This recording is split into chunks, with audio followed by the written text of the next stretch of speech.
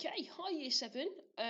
So obviously it's been a little while since you've heard my voice, since we've had a chance to kind of speak to one another. I thought today, just to kind of explain something that we're looking at that's a little bit more tricky, it might be helpful if I just made you a little video just to talk you through it.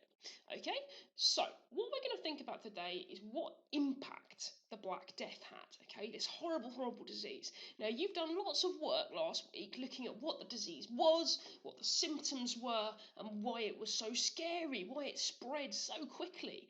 Now, you can see from this picture, this is a picture made kind of very close to the times of the 1340s, 1349 to 51, when the Black Death spread across Europe. And you can see from this picture, they really thought this was the end of the world.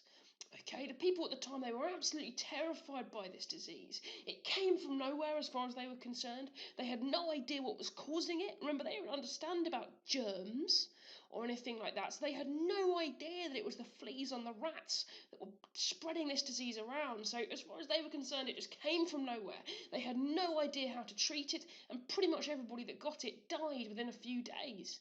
And it spread like wildfire. All right, so if you think coronavirus is scary, think how scary the Black Death must have been to people hundreds and hundreds of years ago. They really, really did think it was the end. Okay, as you can see from this picture.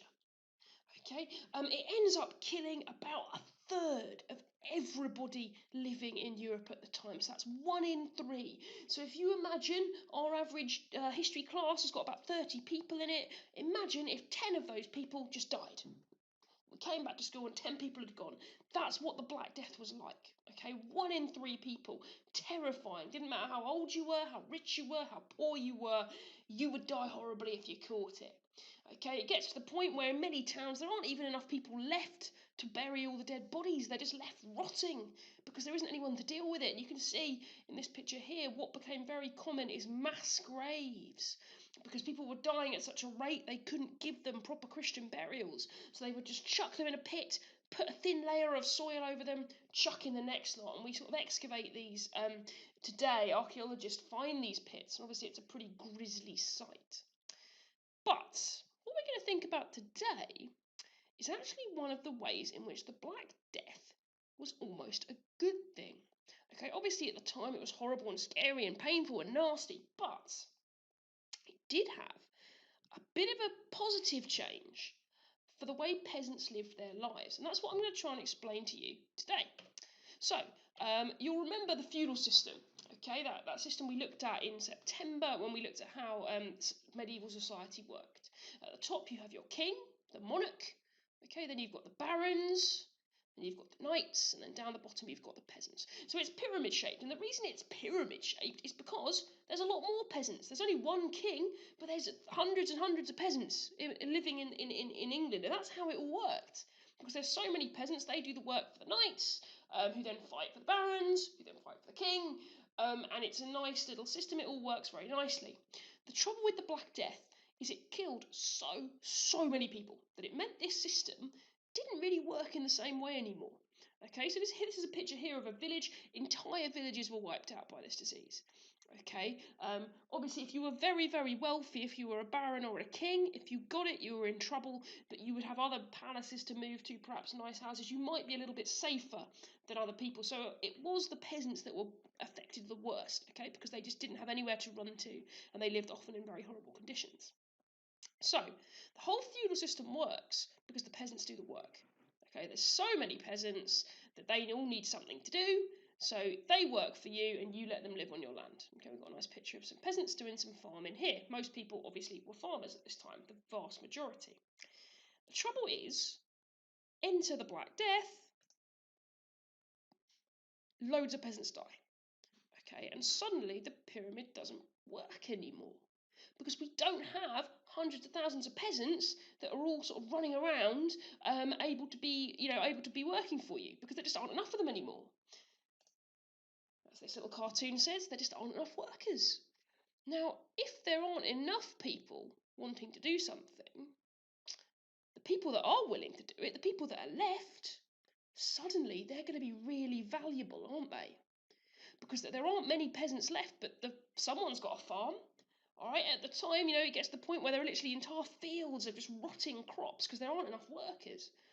So if you're a knight and you own some land, you need workers to work on it. You need peasants. But those peasants now have power because they can say, you know what, Mr. Knight, I don't want to work for you, and I don't have to because the knight down the road is willing to pay me more because he's so desperate for workers. So suddenly the peasants had power. They couldn't just be treated like rubbish anymore. They had to be treated better because otherwise they would just go off and work for someone else. And then obviously you'd be in trouble, wouldn't you, if you were a knight, because you wouldn't have any workers anymore. So the Black Death in some ways was actually a really good thing for peasants. Because there were so few of them, so many of them died, it meant the feudal system could no longer work in the same way. Okay, peasants could no longer just be expected to do all the work and not complain because there weren't enough of them. And they knew that, and they knew that therefore they had to be treated a bit better if they were going to be expected to work. And that might mean letting them have more freedom, might mean paying them a bit more. Basically means things are probably, if you survive, if you're lucky enough to live through the Black Death as a peasant, your position is going to be a heck of a lot better once this has happened. We're going to watch a little horrible histories clip now, just to try and explain this a little bit more clearly.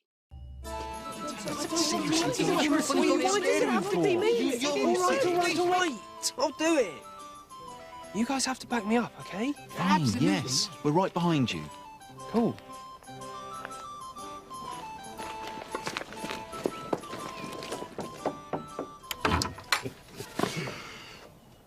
Yes? Good morning, sir. We were just wondering... I was just wondering if, possibly we'd like a pay rise? I'm sorry, I thought you just said you wanted a pay rise. I did. We want more money and better working conditions. Is this some sort of peasant joke that I'm too rich to understand? No. It's just thanks to this terrible plague sweeping the country, us peasants are dropping like flies. No, those of us who are left are getting quite valuable. Valuable indeed. What rubbish. Really, some of us have had some rather tempting offers from other local knights in the area, so... Now, you listen to me, you grubby little commoner. You'll work my fields for pittance and you'll be thankful. Otherwise, I'll throw you off my land and give your job to... What's that one called? That's Phil. Phil. Your job will go to Phil. Got it?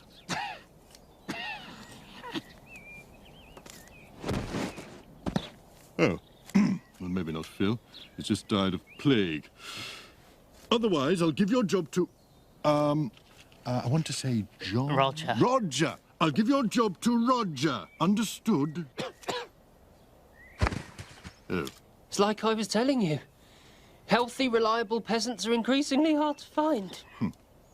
Ho Crone, is what this man says true?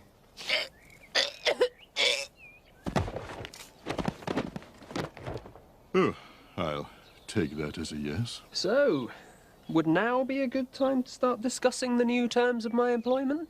Okay, fine.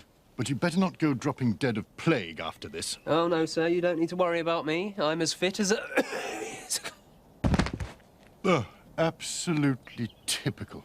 Well, luckily for you lot, I know my way round a three-pointy stick, woody... I'm kidding myself, I've no idea what this is called. I know what it's for, though. Who needs peasants? Okay, guys, so hopefully that all makes sense, okay? So many workers have died that now the peasants that are left have power, all right, because they're valuable. All right, people want them.